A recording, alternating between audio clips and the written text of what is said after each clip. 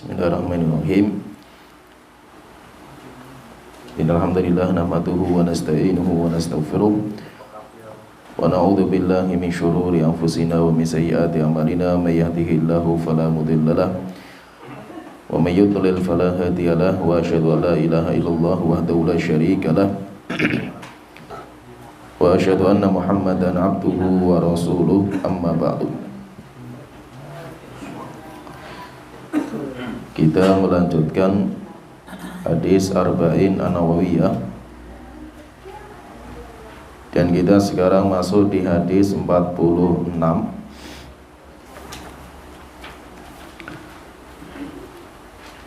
An Abi Burdah an abihi Abi Musa al-Ash'ari radhiyallahu anhu, dari Abu Burdah dari bapak beliau yaitu Abu Musa al-Ash'ari radhiyallahu anhu, beliau berkata, anna Nabiyya sallallahu alaihi wasallam ba'athahu ilal Yamani. Rasulullah sallallahu alaihi wasallam pernah mengutus beliau yaitu Abu Musa al-Ash'ari ilal Yaman, menuju Yaman, berdakwah di Yaman. Fasa'alahu an asyribatin, maka beliau bertanya kepada Abu Musa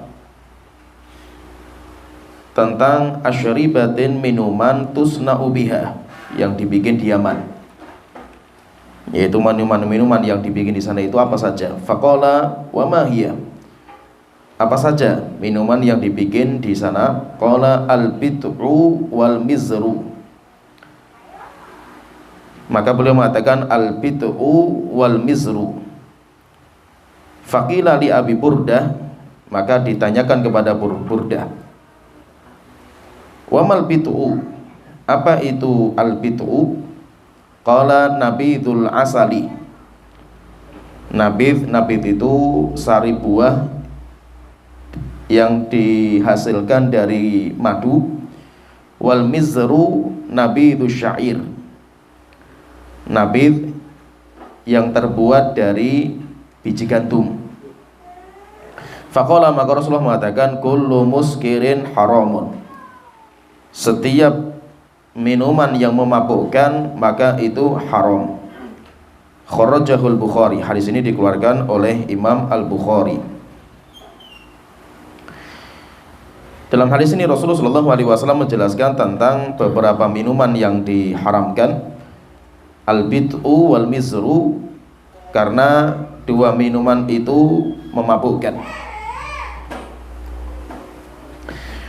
Kata Imam Ibnu Rajab Al-Hambali, beliau dalam syarahnya beliau mengatakan, hadzal hadis, hadis ini aslun fi tahrimi tanawuli jami'il muskirat, pondasi, yaitu hadis yang merupakan pondasi tentang haramnya mengkonsumsi semua yang memabukkan. Al-mughattiyati lil aqli, yang bisa menutupi akal manusia, sehingga dinamakan dengan al-khamr.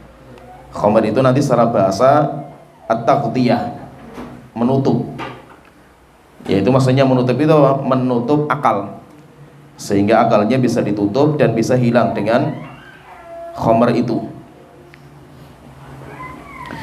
Dan khamr telah kita jelaskan, khamr itu diharamkan oleh Allah Ta'ala itu di Madinah, dan itu pun bertahap. Diharamkan khamr itu bertahap, tidak langsung diharamkan awal kali Rasulullah SAW diangkat menjadi Nabi, tetapi diharamkan itu nanti secara bertahap. Kalau kita membaca di Al-Quran, maka nanti kita mendapatkan Allah membicarakan khamr dan judi itu ada 3 ayat. Ada 3 ayat yang itu berbeda-beda, sehingga nanti dari 3 ayat ini kita akan faham bahwa pengharaman khamr itu bertahap, yaitu tidak langsung sampai para sahabat mengatakan jika seandainya perkara yang Allah turunkan itu haramnya khamr, maka kita tidak bisa yaitu tidak bisa meninggalkan, kita tidak bisa masuk Islam karena iman kita belum kokoh. Maka pertama yang dibahas oleh Allah itu tentang iman dulu, sampai kokoh di Mekah 13 tahun. Setelah itu Rasulullah ke Madinah. Di Madinah baru ada tahapan pengharaman, itu bertahap, tidak langsung diharamkan, tetapi bertahap. Tahapan yang pertama, Allah Ta'ala berfirman dalam surat Al-Baqarah ayat 219. Di tahapan ini belum jelas Allah itu mengharamkan, cuma Allah hanya mengajak kita untuk berpikir, menimbang-nimbang antara maslahat dari khomer dan madharatnya. Rupanya lebih berat, lebih besar madharatnya daripada manfaatnya. Allah Ta'ala berfirman, yas'alunaka 'anil khamri wal maisir.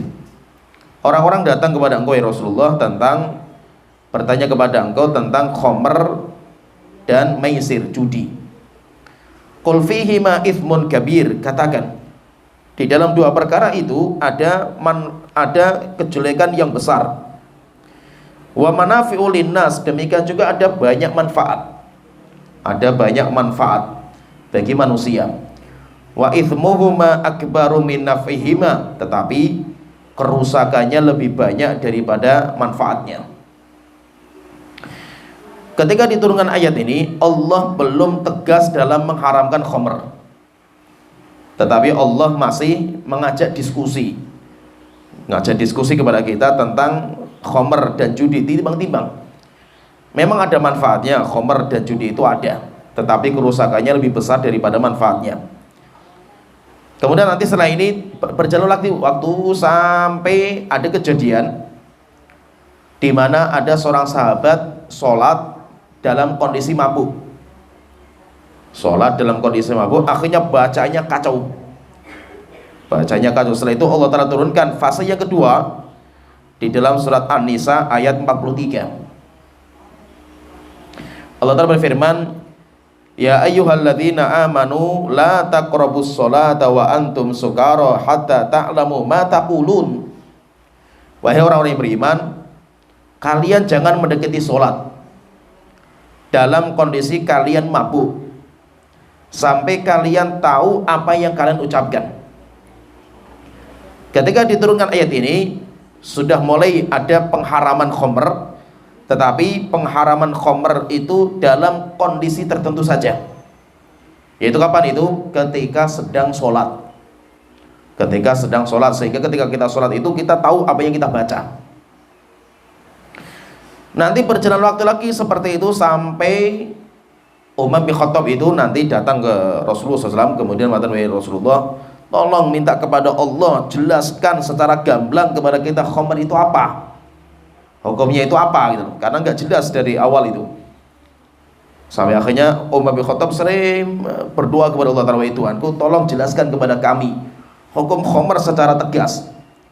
Akhirnya setelah itu diturunkan ayat di dalam surat Al-Maidah ayat 90. Dalam surat Al-Maidah ayat 90, di sini tegas sekali sama Allah Ta'ala. Allah Ta'ala berfirman, ya ayyuhalladzina amanu innamal khamru wal maisiru wal ansabu wal azlamu rijsun min amali syaitan fajtanibuhu la'allakum tuflihun. Wahai orang-orang yang beriman, innamal khamru, sesungguhnya khamr, wal maisiru, judi, wal ansabu, berhala. Innamal khamru wal maisiru wal ansabu wal azlam, kalau azlam itu mengadu nasib. Min amali syaiton, itu semuanya termasuk perbuatan syaiton. Fajtanibu, tinggalkan semua perbuatan itu. Yaitu perbuatan khamr, judi, mengadu nasib, itu semuanya ditinggalkan. Itu Allah Ta'ala jelas sekali, tegas sekali mengatakan bahwasanya khamr itu sekarang sudah diharamkan. Kemudian Allah Ta'ala menyebutkan di ayat setelahnya, kenapa kok khamr itu sama judi itu tegas sekali hukumnya haram, yang mana sebelumnya masih hukumnya meragukan. Maka dari perjalanan orang yang minum khamr, perjalanan orang yang judi, itu lebih banyak madharatnya daripada kebaikan. Akhirnya permusuhan, percekcokan, itu semuanya ada pada khamr dan judi. Maka setelah itu Allah Ta'ala menyebutkan alasan kenapa Allah itu haramkan. Maka Allah Ta'ala berfirman, innama yuridu syaitan ayyuqi'a bainakumul adawata wal baghdha'a fil khamri wal maisir. Sesungguhnya syaitan itu pengen menimpakan kepada kalian kebencian dan permusuhan dalam minum khamr kalian dan judi kalian. Wa yasuddakum an dzikrillahi wa anis shalah. Dan syaitan itu pengen menghalangi kalian untuk berzikir kepada Allah Ta'ala dan untuk sholat. Fal antum muntahun. Setelah itu di sini tegaskan sama Allah Ta'ala, maka berhentilah kalian semua. Sekarang sudah selesai, tidak boleh lagi namanya minum khamr. Ketika diturunkan ayat ini, maka jelas bahwasanya khamr itu hukumnya haram, dan judi sampai kapan? Sampai hari kiamat. Karena tidak ada ayat lagi yang menghapus tentang hukum ini. Akhirnya nanti ketika diturunkan ayat ini, maka para sahabat mereka pulang ke rumah-rumah mereka, kemudian mereka mengambil simpanan-simpanan khamr yang mereka simpan di tanah-tanah, kemudian mereka bongkar, kemudian mereka pecah di jalan-jalan sampai jalan Medina itu banjir khamr. Dan itu kapan diturunkan ayat terakhir tentang haramnya khamr secara mutlak itu? Para ulama mengatakan itu diturunkan tahun 3 Hijriah. Diturunkan pada tahun 3 Hijriah setelah perang Uhud. Pulang dari perang Uhud itu nanti baru diharamkan. Nah, jadi intinya di sini kalau kita pahami di sini berarti intinya tegas sekali Allah Ta'ala, demikian juga Rasulullah SAW tentang masalah minuman khamr yang awalnya itu memang masih meragukan. Awal-awal malah belum diharamkan. Kenapa? Karena terlalu banyak kerusakan dari khamr ini. Bahkan kata para ulama itu mengatakan khamr itu, yaitu orang mabuk itu dinamakan dengan ummu al-khaba'ith. Dinamakan dengan ummul khaba'ith. Induknya semua kerusakan. Khamr itu dinamakan dengan ummul khaba'ith. Induk dari semua kejelekan yang ada. Semua dosa dan maksiat itu induknya itu adalah khamr itu. Karena kalau sudah orang itu minum khamr, dia nanti akan membunuh. Kalau sudah minum khamr, nanti dia akan mencuri. Kalau sudah minum khamr, dia akan mengatakan kalimat kufur dan yang lainnya, bahkan memperkosa dan yang lainnya.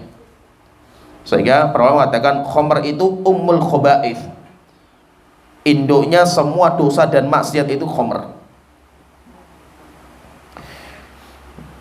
Oleh itu di sini Allah tegas sekali mengharamkan khamr. Kenapa? Karena dari khamr ini semua kerusakan itu ada. Semua kerusakan itu ada karena khamr. Dan tadi kita sebutkan bahwasanya khamr itu diturunkan keharamannya itu ketika di Madinah. Diharamkan ketika di Madinah dan banyak sekali kerusakan sampai akhirnya tegas sama Allah Ta'ala diharamkan. Dan berkaitan dengan khamr,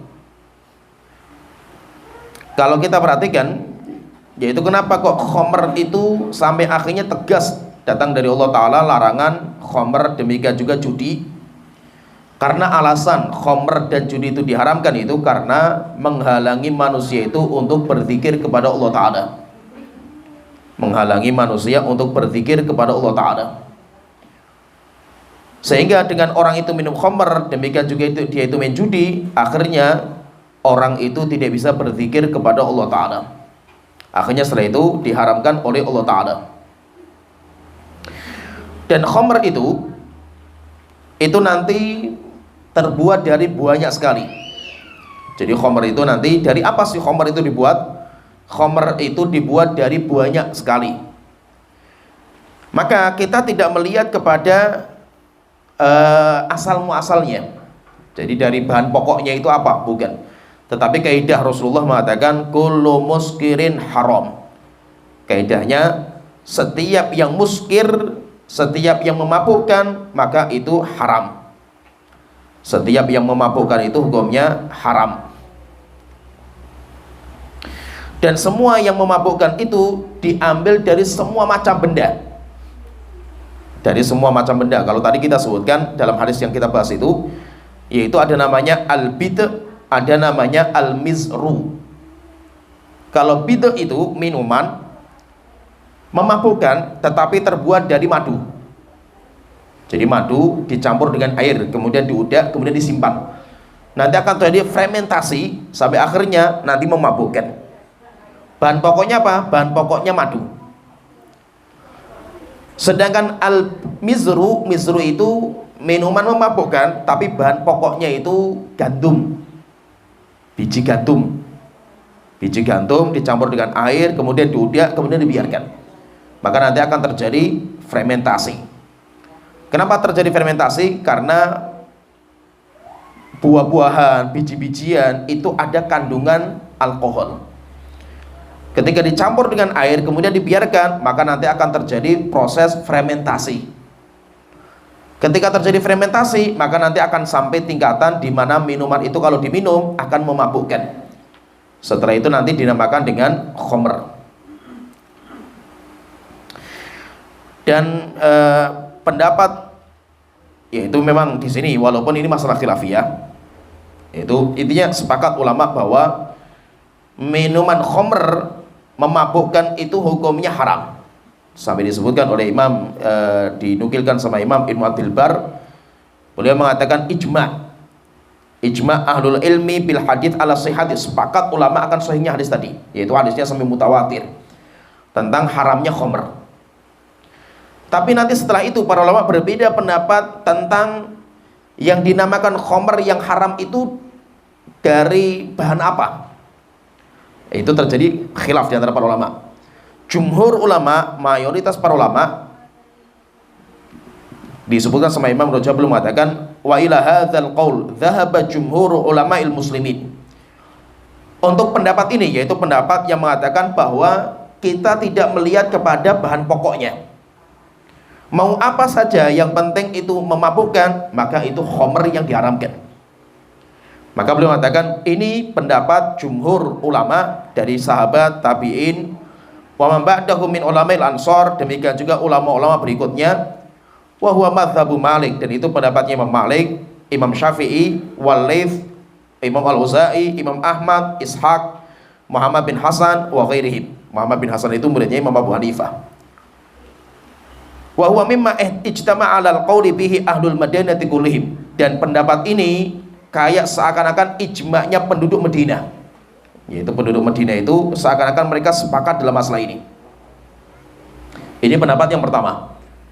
Pendapat cuma. Jadi masalahnya di sini fahami ya, khilafnya itu di mana?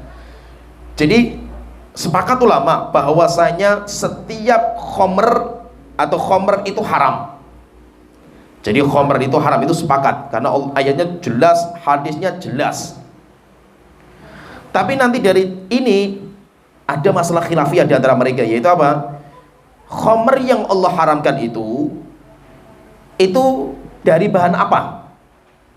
Nah, itu yang menjadi khilaf. Kalau jumhur mengatakan dari semua bahan, dari semua bahan, mau korma, mau madu, mau anggur, mau gandum, mau apa saja, termasuk kita yang di Indonesia ada durian, ada apa saja buah-buahan, sama saja, yang penting standarnya memabukkan. Ini pendapat jumhur, dan itu pendapatnya Imam Syafi'i, Imam Malik, Imam Ahmad, demikian juga muridnya Imam Abu Hanifah.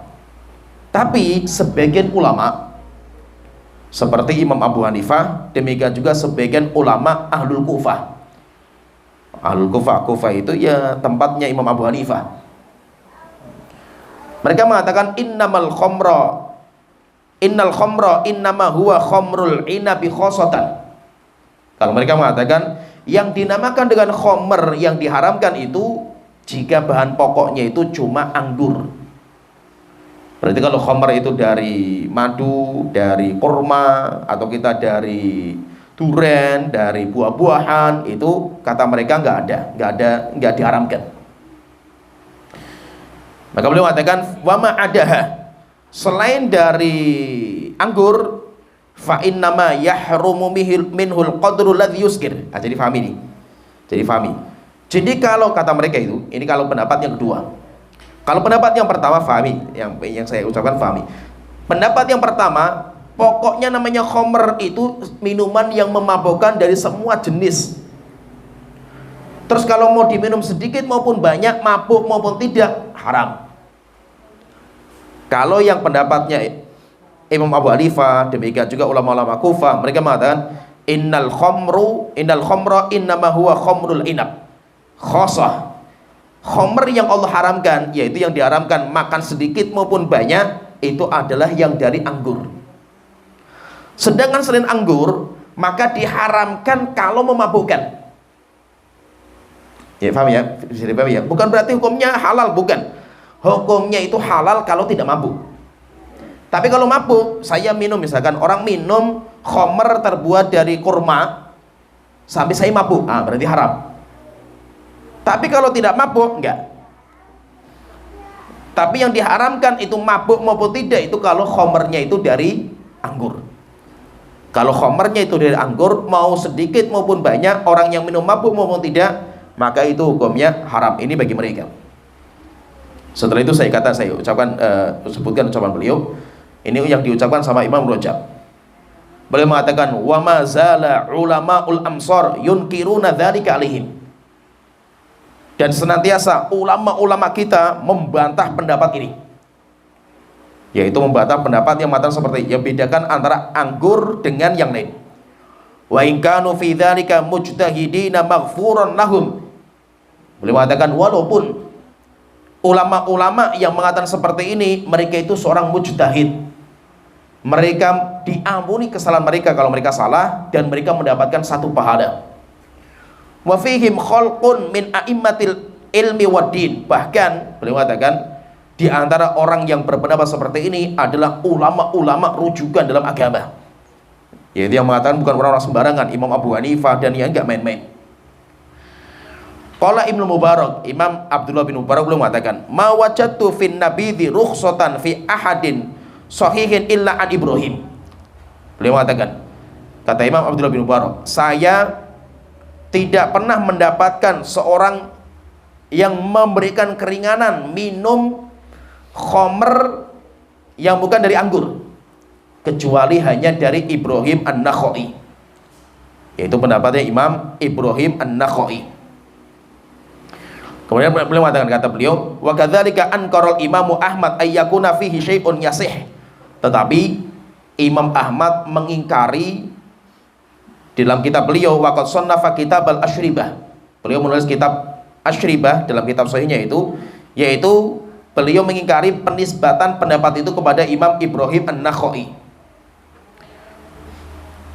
Nah, jadi intinya di sini kita katakan ulama yang mengatakan seperti ini itu mereka pendapatnya sangat-sangat lemah sekali. Nanti dibantah panjang lebar sampai Imam Rajab bantah keras sekali. Intinya kita katakan di sini ini khilafiyah, tapi khilafnya dhaif. Jadi nanti kita pahami, antum masih harus pahami. Kalau kita semakin lama nanti belajar, nanti ada masalah yang disepakati oleh para ulama, ada masalah yang dikhilafkan oleh para ulama.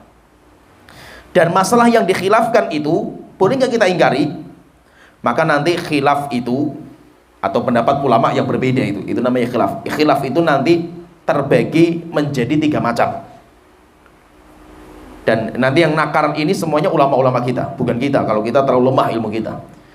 Nanti yang pertama ada namanya khilaf mu'tabar, atau namanya khilaf qawi, yaitu khilaf yang diakui dan kuat sekali khilafnya. Pendapat A, pendapat B sama-sama punya dalil yang kuat. Itu namanya khilaf yang mu'tabar. Kalau khilaf yang mu'tabar itu yang ada cuma toleransi. Boleh gak kita mengingkari orang lain? Gak boleh. Tidak boleh. Tapi kita boleh diskusi ilmiah, dibolehkan. Tapi kalau sampai mengingkari, tidak dibolehkan. Ini yang pertama. Kemudian yang kedua, khilaf yang kedua dinamakan dengan khilafun dhaif.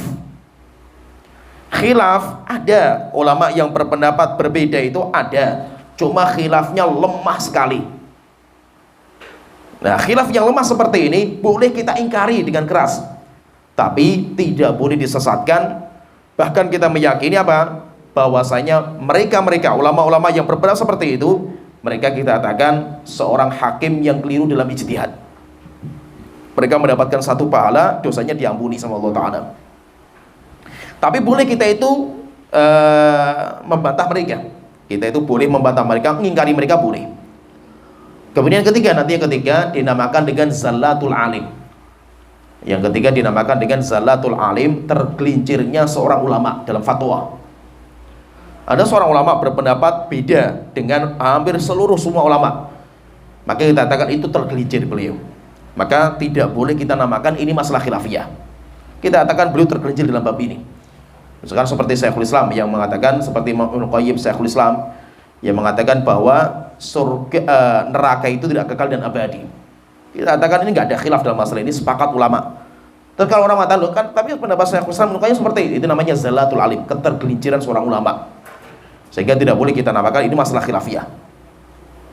Ya, fahami? Jadi nanti bisa siapa yang menakar-nakar seperti itu, nanti yang menakar itu ulama-ulama kita.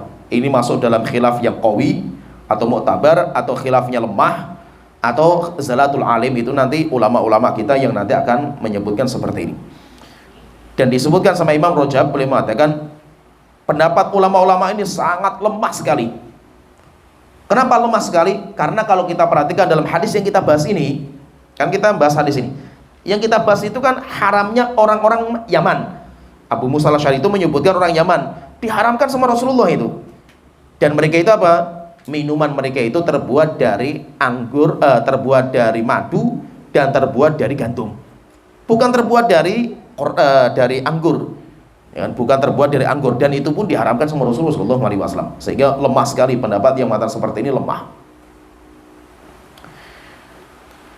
Kalau kita melihat nanti beberapa riwayat menunjukkan bahwa di Madinah itu, yaitu orang-orang Madinah, kalau orang Madinah mereka itu memiliki khomer yang terbuat dari 5 bahan pokok.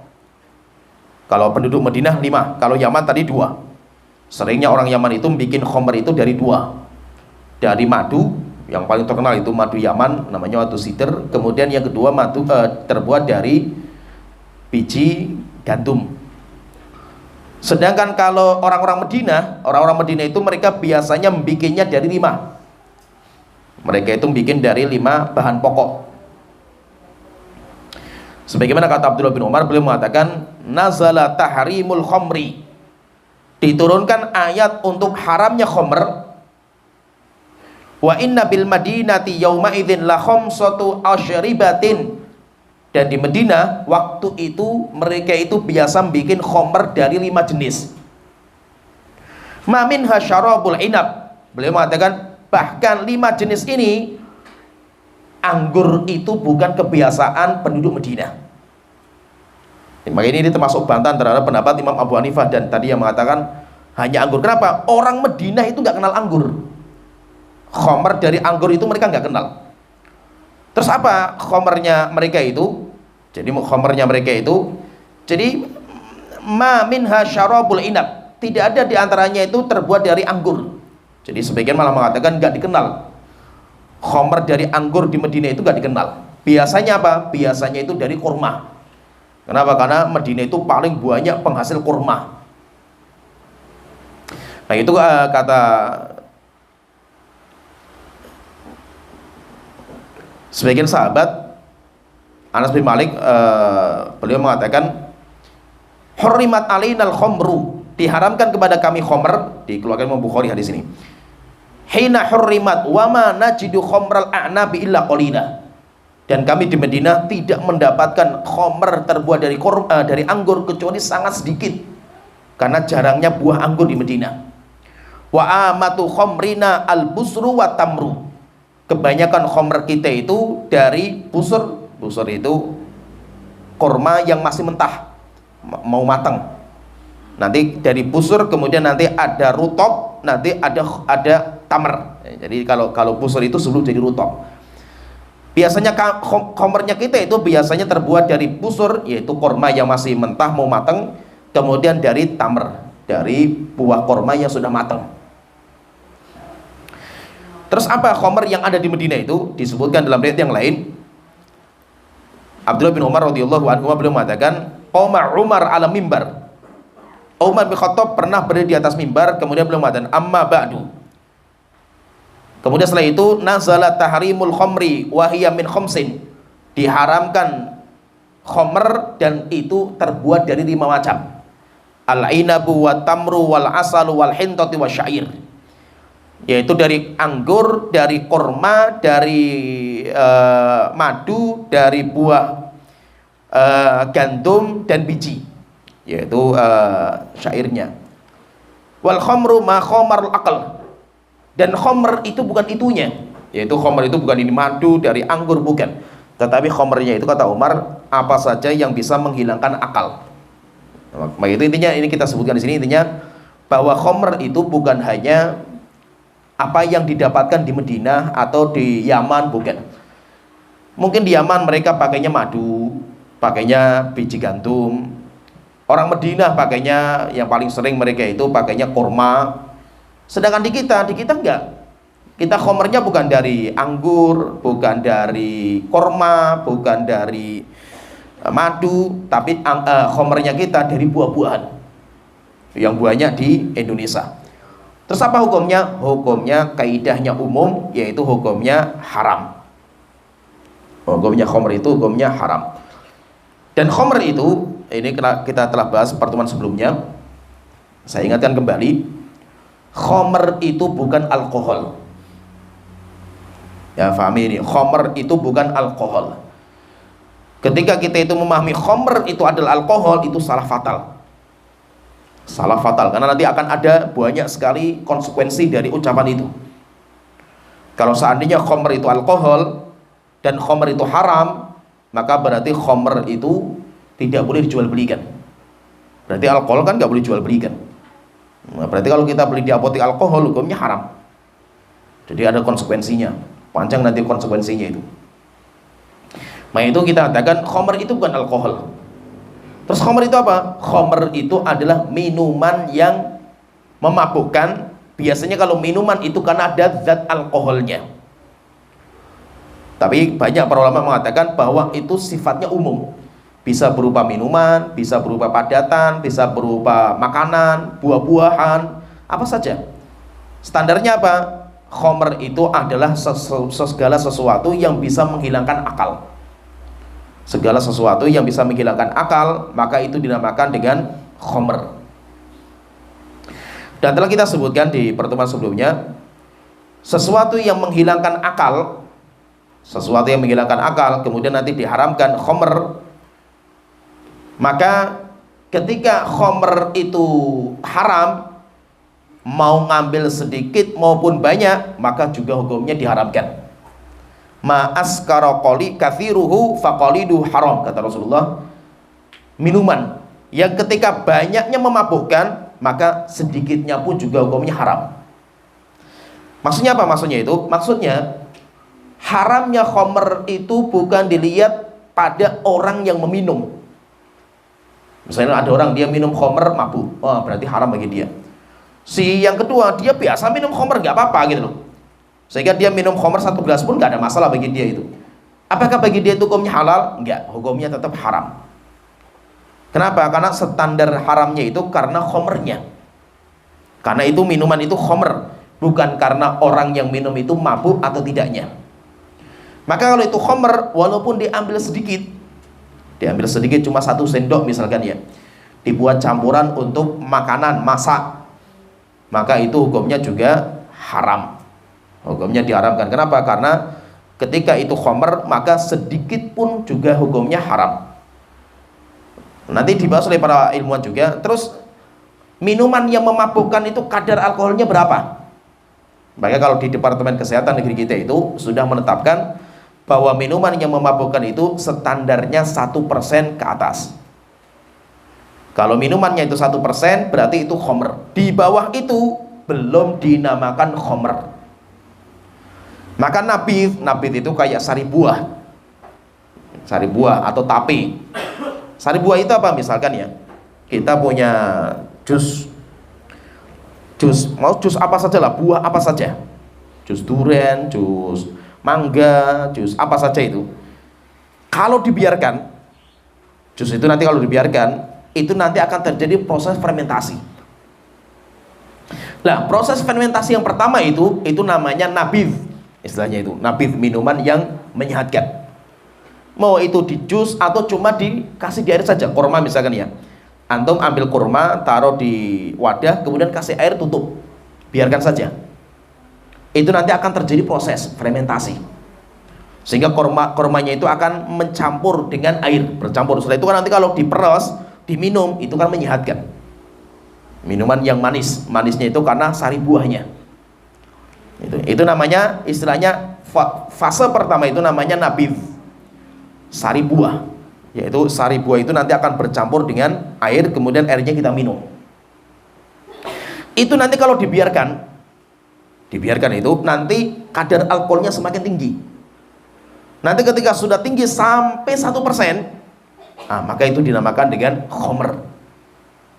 Dinamakan dengan khomer. Antum ngambil sedikit buat minuman, maka hukumnya haram. Nanti kalau minuman ini dibiarkan lagi sampai akhirnya nanti dalam proses fermentasi itu ada namanya istihalah. Istihalah itu apa? Proses alam di mana kadar alkohol hilang dengan sendirinya.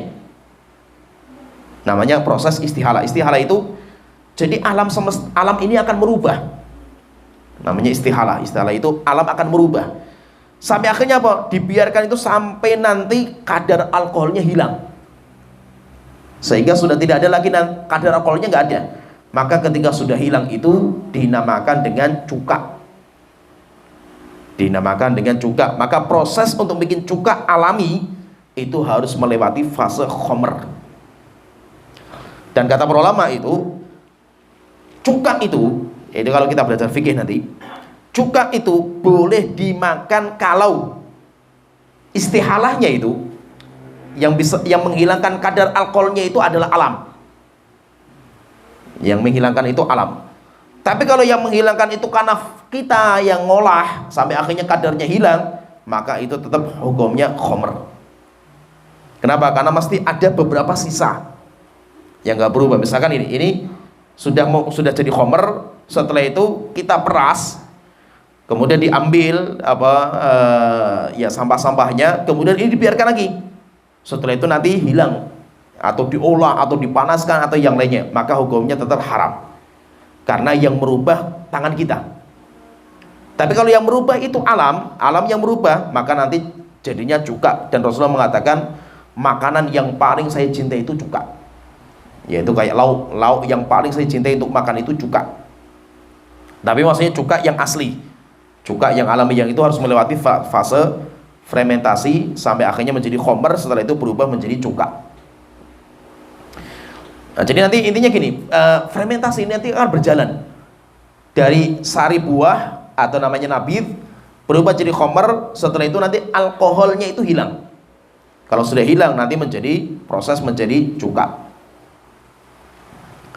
Nah, jadi intinya fahami di sini, bahwa khomer itu segala sesuatu yang memabukkan. Dan yang memabukkan itu maksudnya memabukkan itu apa? Menghilangkan akal.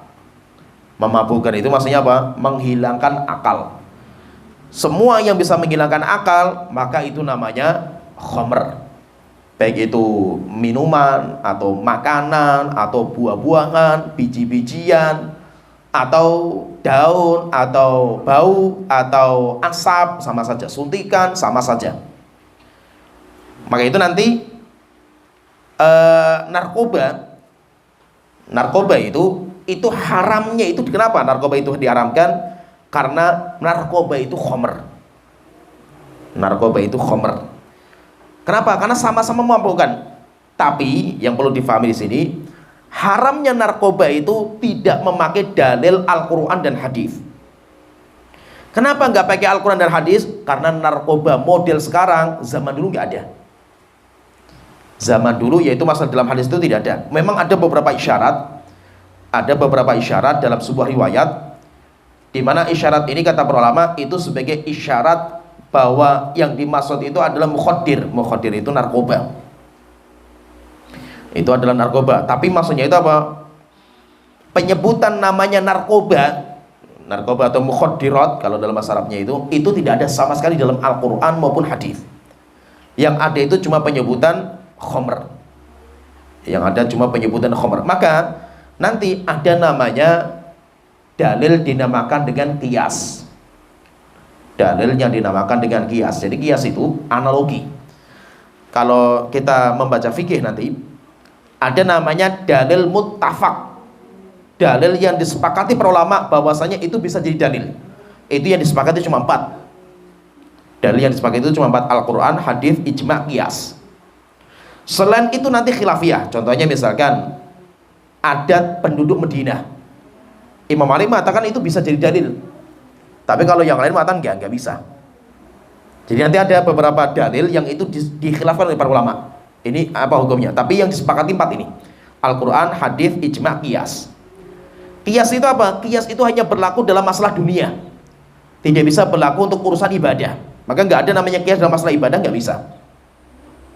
Qiyas itu apa? Qiyas itu kita mendapatkan, jadi rukun qiyas itu nanti ada 4. Ini saya gambarkan sedikit ya, maksudnya biar tergambar bagaimana ulama itu mereka itu menetapkan sebuah dalil atau sebuah hukum dari dalil yang ada. Jadi nanti qiyas itu harus ada 4 perkara.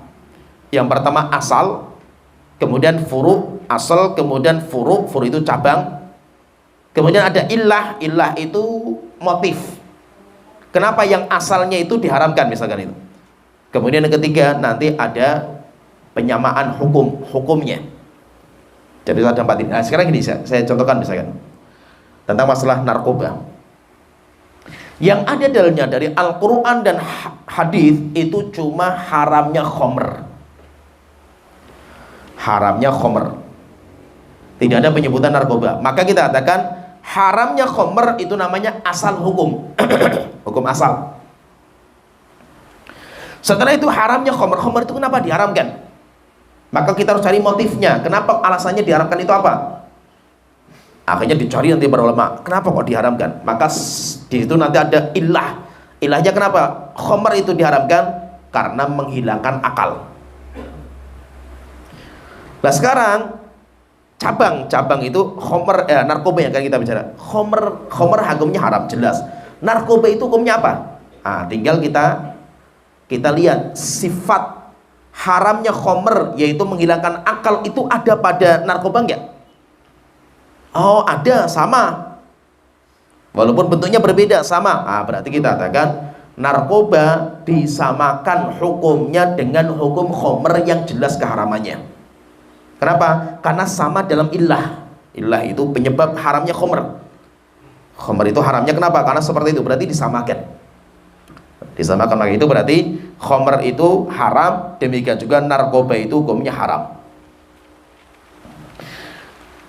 Kemudian nanti berkaitan masalah khomer dan narkoba, ini penting juga dibahas juga sama Imam Ibnu Rajab Al-Hambali.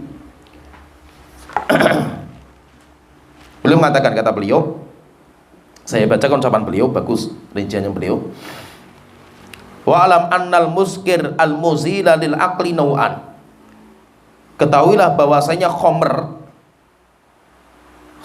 atau yang memabukkan, yaitu perkara yang menghilangkan akal. Yaitu muskir itu sesuatu yang memabukkan. Maksudnya memabukkan itu apa? Menghilangkan akal.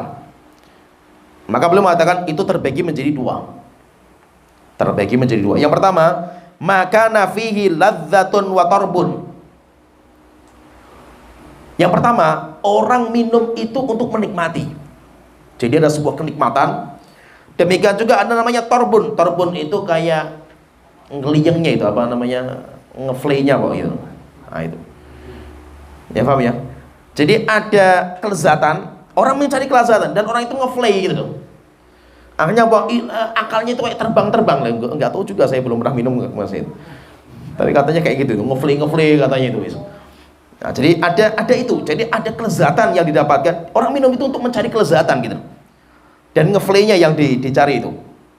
Maka kalau ini fahadha huwal khamrul muharramu syurbuhu. Ini jelas hukumnya haram secara mutlak. Yang dimaksudkan itu khamr yang diharamkan itu yang seperti ini. Maka beliau mengatakan qala ta'ifatun minal ulama, dan para ulama mengatakan sawaun kana dzalikal muskir jamidan aw mani'an, sama saja yang memabukkan itu, yang menghilangkan akal itu, baik benda padat, benda itu pil misalkan, benda padat, aw mani'an atau benda cair, sirup atau minuman, wasawaan kana mat'uman aw masyruban, sama saja itu makanan atau minuman jenisnya.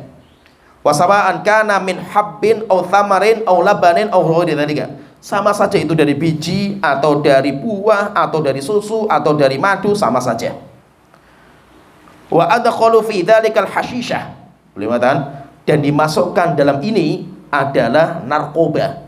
Hasyishah itu sebenarnya daun-daunan yang hukumnya disamakan. Kalau yang zaman dulu itu kan biasanya terbuat dari kurma, kemudian madu, dari anggur, diproses, fermentasi, akhirnya menjadi memabukkan.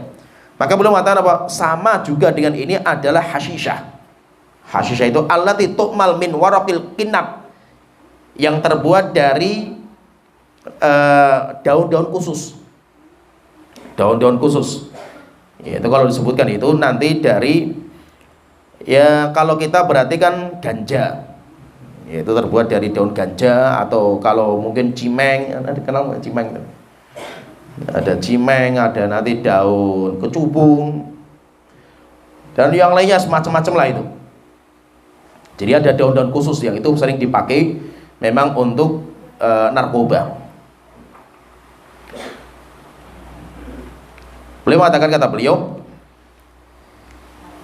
wa adkhalu fi dzalikal hasyishah, dimasukkan dalam ini adalah hasyishah, yaitu hasyishah itu ganja. Ganja allati tu'mal min waraqil kinnab, yang dibuat dari pohon namanya kinnab. Kinnab itu ada sendiri namanya, itu lupa saya namanya apa itu. Wa ghairiha mimma yu'kalu li ajli ladzatihi wa sakrihi, dan yang lainnya, jenis yang lainnya yang orang makannya itu memang untuk mabuk. Orang makan itu untuk mabuk, untuk merasakan ngeflay-nya itu, maka itu hukumnya dilarang. Dalam sebuah riwayat dari Abu Dawud radhiyallahu anhu, dari Abu Dawud min hadithi Syahr bin Hausyab an Ummi Salamah radhiyallahu anha, beliau berkata, nah Rasulullah SAW an kulli muskirin wa mufattirin, Rasulullah melarang dari setiap yang muskir, memabukkan, wa mufattir, mufattir itu membuat yang ngeflay, tubuhnya itu ngeflay. Maka beliau mengatakan wal mufattir huwal mukhaddir lil jasad, yaitu narkoba. Wa illam yantahi ila haddil iskar, walaupun tidak sampai mabuk. Walaupun tidak sampai mabuk, tapi kalau sudah sampai ngeflay, maka itu hukumnya haram. Walaupun nanti ada saya dapatkan itu termasuk khilaf di antara para ulama itu tentang masalah, kalau di Yaman itu ada namanya kot namanya, kalau di sana sering mengatakan gat atau kot. Kot itu sebuah daun, itu kalau di Yaman itu mahal. Tetapi kalau teman-teman saya yang dari Afrika itu, kalau di Afrika murah. Dan rupanya kalau kata teman-teman sana itu, dulu yang bawa daun itu Abroha. Itu sebenarnya itu daun dari Afrika. Setelah itu dibawa oleh Abroha di Yaman, kemudian orang-orang Yaman pakai. Jadi mereka itu, saya pun kaget juga pertama kali datang ke Yaman, tuh kaget. Ini orang pada apa? Ini kok mulutnya, ininya, pipinya itu besar-besar gitu. Jadi mereka itu makan daunnya itu dimakan, dikunyah, tapi nggak dilek, tapi disimpan di pipi. Nanti makan lagi, simpan lagi di sini sampai besar pipinya itu. Sampai saya itu lihat, ini apa sih pipinya besar-besar itu? Kayak orang kalau ibu-ibu itu nginang, tapi kalau nginang kan dari daun itu kan. Itu kan di sini, kalau nginang kan di sini. Kalau ini nggak di pipi sini tuh, besar tuh. Sampai saya itu, ini apa? Ini kok kayak gini kan itu. Awal kali saya datang ke Yaman itu. Kemudian di jalan itu kayak kotoran-kotoran kuda gitu. Ini apa sih itu? Rupanya bekas dari itu. Jadi nanti kalau sudah minum itu, mereka minum air putih. Kayak aqua kayak itu, kemudian disedot, diserap. Nah, serapannya itu masuk dalam tubuh. Oh, itu nanti ngeflay mereka itu. Kalau sudah ngeflay sampai mereka itu, jadi dengan minum ini mereka itu akhirnya apa? Mereka itu bisa bekerja sampai 5 jam gak tidur mereka itu. Doping, jadi sebagai doping mereka. Demikian juga untuk menghilangkan rasa takut. Makanya kalau mereka perang, kalau sudah kayak gitu ngegat itu perang, nggak ada di antara mereka itu yang takut sembunyi kayak itu, nggak ada. Jadi kayak doping, kemudian untuk menghilangkan rasa takut, ya kayak khamr lah itu. Itu narkoba modelnya itu. Sehingga mereka kalau kerja itu, saya pun terheran-heran dengan mereka. Mereka kalau sudah kerja itu, kalau sudah pakai itu, sampai saya itu ada, ya di dekat pondok itu ada orang Badui. Dia itu biasa menjual beli mobil, ngambil mobil dari Emirat, Qatar, nanti bawa ke Yaman, dijual di Yaman. Itu kata beliau, sering cerita itu, sering ketemu sama kita itu. Dia mengatakan, saya itu kalau sudah ngegat, dari Dubai naik mobil lewat jalan tikus itu sampai Yaman nggak tidur. Saya berapa hari? 5 hari terkadang kita itu. Dari mana dopingnya itu? Dari gat itu. Tapi apa hukumnya di sini itu? Ini hukumnya apa ini? Lah di sini kalau beberapa ulama Yaman membolehkan. Karena kata mereka tidak sampai berbahaya. Walaupun fatwa dari guru kami yaitu Syabul Hasan itu mengatakan haram. Haram, tapi kata beliau mengatakan tapi ini beda dengan rokok. Beda dengan rokok. Kalau rokokan bahaya bagi kesehatan. Kalau ini kan perlu diteliti, bahaya bagi kesehatan atau tidak. Sebagian dokter meneliti itu katanya nggak berbahaya bagi kesehatan. Cuma bahayanya ketika dia itu sampai tidak istirahat, itu yang bahaya. Dopingnya itu bahaya di situ. Dan itu rupanya di puncak itu mulai ada. Dulu sempat viral, dulu itu sempat ramai. Orang-orang Indonesia itu disuruh nanam ya sama orang-orang Arab itu. Katanya apa? Katanya disuruh nanam teh Arab. Kan sempat viral itu sampai ramai kan waktu itu teh Arab. Ya setelah itu diminum sampai artis yang minum itu sampai sempat ramai kan, sampai masuk penjara kan gara-gara itu. Akhirnya setelah itu negara Indonesia bikin sebuah undang-undang baru tentang masalah ini. Nah, jadi intinya jadi ini terbuat dari daun-daunan apa saja, baik ganja atau yang lainnya itu nanti masuk di situ. Selama dia itu mengkonsumsi itu tujuannya memang untuk mencari kelezatan, maka itu yang diharamkan. Ini yang pertama. Jadi jenis yang pertama yaitu yang pertama, orang mengkonsumsi khamr atau dia memakai narkoba tujuannya untuk mencari kelezatan dan untuk mencari tadi yaitu torop-torop itu ngeflay lah itu ya, untuk mencari itu, maka itu hukumnya haram. Kemudian yang kedua kata beliau, kata Imam Rajab, beliau mengatakan wathani, yang kedua ma yuzilul aqla wa yuskir,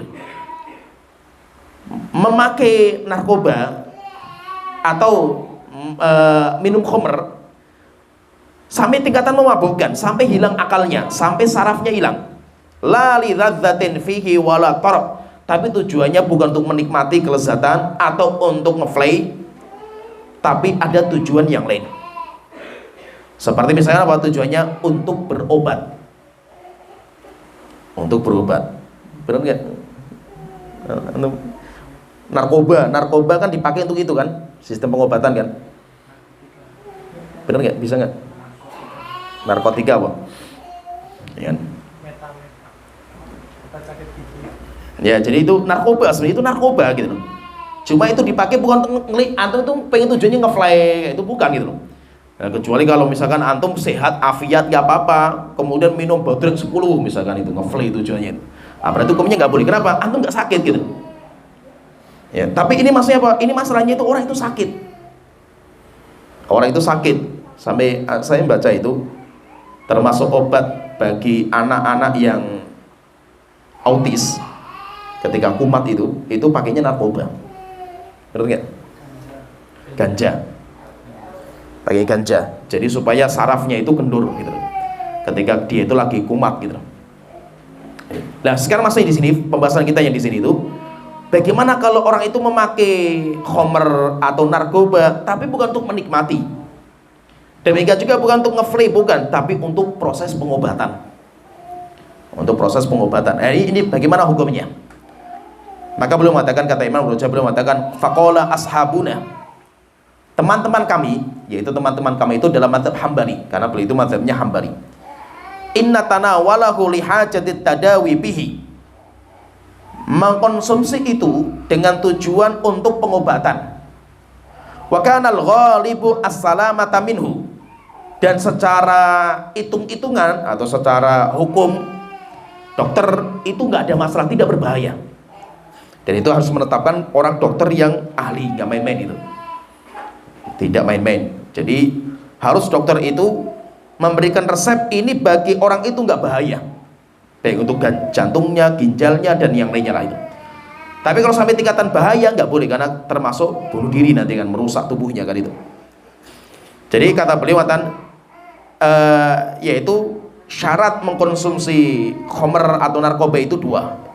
Pertama, ketika untuk berobat, bukan untuk menikmati. Yang kedua, dokter itu memberikan dosis dengan dosis yang dia itu nggak berbahaya bagi fisiknya. Maka kalau dua syarat ini dipenuhi, maka beliau mengatakan jaza, hukumnya boleh. Hukumnya boleh. Wa in tanawala dzalika li ghairi hajatit tadawi. Tapi siapa yang konsumsi itu bukan tujuan untuk berobat, faqala aktsaru ashabina, maka mayoritas teman-teman kami seperti Al-Qadhi wa Shahibil Mughni, kalau Al-Mughni itu Imam Ibnu Qudamah, innahu muharram, itu hukumnya haram. Li'annahu tasabbaba ila izalatil aqli li ghairi hajatin. Kenapa? Karena itu sama saja dengan menghilangkan akal tanpa udzur. Udzurnya itu karena sakit, tidak ada obat kecuali itu. Faharuma, maka hukumnya diharamkan kasyurbil muskir, seperti halnya orang itu minum minuman yang memabukkan. Nah, jadi intinya jadi pembahasan di sini, kalau orang konsumsi narkoba atau khamr itu, jika dia pengen menikmati atau dia itu pengen mendapatkan fly-nya, ngeflay, maka berarti hukumnya haram. Yang kedua, kalau tujuannya untuk berobat, maka nanti boleh dengan dua syarat. Yang pertama, memang tidak ada obat kecuali itu, belum didapatkan obat kecuali itu. Kemudian yang kedua, takarannya itu, dosisnya itu tidak berbahaya bagi fisiknya. Maka kalau dua syarat dipenuhi, maka beliau mengatakan hukumnya boleh. Hukumnya boleh. Dan itu nanti yang memutuskan itu, yang menetapkan itu harus dokter yang amanah. Dokter yang amanah. Kalau dokter pun memberikan resep melebihi dosis, maka hukumnya haram. Jadi ibaratnya gini, khamr atau narkoba, narkotika dipakai untuk berobat, itu kayak orang itu makan babi. Ya, makan babi. Jika ada obat yang lain atau makanan yang lain selain babi yang bisa menyelamatkan nyawanya, maka harus dimakan yang itu. Tidak boleh kita langsung pakai babi. Kalau tidak ada makanan yang lain kecuali hanya babi, kalau nggak makan itu mati kita ini, maka boleh makan babi sesuai dengan hajat kadar kebutuhan. Tidak boleh sampai kita menyimpan sampai akhirnya kita sampai kenyang, nggak boleh. Hanya cuma sekedar menegakkan punggung saja. Ya, paham ya? Demikian juga masalah khamr. Khamr hukum asalnya haram. Tapi kalau digunakan untuk obat, maka dilihat apakah tidak ada obat yang lain. Kalau tidak ada, misalkan untuk mematikan saraf, misalkan nggak ada kecuali dengan itu, maka kita katakan dosisnya harus berapa yang dibutuhkan. Oh, dosisnya sekian, maka sekian yang dibolehkan. Lebih dari itu, maka hukumnya tidak dibolehkan, hukumnya haram. Sehingga nanti harus dokter itu benar-benar amanah, nggak main-main dalam masalah ini. Ya, karena ini dinamakan dengan darurat, menghalalkan sesuatu yang Allah haramkan gitu. Itu kalau tidak dengan kaidah yang pasti, maka nanti bisa jatuh pada keharaman. Ya, jadi intinya nanti walaupun memang banyak obat-obat itu yang sebenarnya itu narkoba, narkotika lah itu, narkotika, tetapi itu dipakai dalam medis. Dipakai dalam medis karena memang medis belum mendapatkan cara selain itu. Contohnya misalkan babi atau yang lainnya dipakai untuk obat, maka kita lihat nanti diskusikan lama, seperti kita kemarin masalah vaksin itu kan MUI kan nggak sembarangan langsung mengeluarkan, diskusinya lama sekali kan gitu. Kenapa? Karena ketika vaksinnya itu diolah dengan babi, nah itu yang menjadi masalah itu. Karena memang saya ya ada teman juga yang biasa bikin kayak gitu. Seorang dokter itu, ada seorang ustadz yang dia seorang dokter yang biasa bikin kayak gitu. Itu menjelaskan itu bahwa untuk membuat sebuah obat seperti ini itu proses yang paling mudah itu, yaitu kayak intinya untuk prosesnya, untuk memprosesnya paling mudah itu dengan babi. Bisa nggak dengan yang lain? Bisa, tetapi prosesnya itu susah gitu. Yang paling mudah itu dengan babi. Lah ini harus datang orang-orang yang ahli yang menakar kadarnya sampai di mana ini. Apakah ada obat selain itu kan? Kalau ada maka bisa dipakai. Kalau tidak ada maka kadarnya harus berapa gitu. Dan di situ yang MUI itu nggak sembarangan untuk mengeluarkan fatwa. Tidak sembarangan. Maka itu ketika sudah keluar fatwa dari MUI itu sudah perjalanan panjang MUI itu. Yaitu kalau MUI misalkan mengeluarkan fatwa ini hukumnya halal, Masalah vaksin misalkan itu sudah perjalanan panjang yang harus dilalui banyak sekali nanti. Itu laluinya itu panjang sekali sampai akhirnya keluar fatwa. Jadi nggak main-main dalam masalah ini. Nah, jadi intinya hati-hati dalam masalah ini, kita tidak sembarangan menggunakan narkotika untuk berobat, itu tidak sembarangan. Ya, seperti sini pembahasan kita yang berkaitan dengan khomer, demikian juga dimasukkan dalam khomer itu narkotika atau narkoba. Ya, seperti sini wa akhiru da'wana alhamdulillahi rabbil alamin wa sallallahu alaihi wa sallam wa ala alihi wa sahbihi ajmain.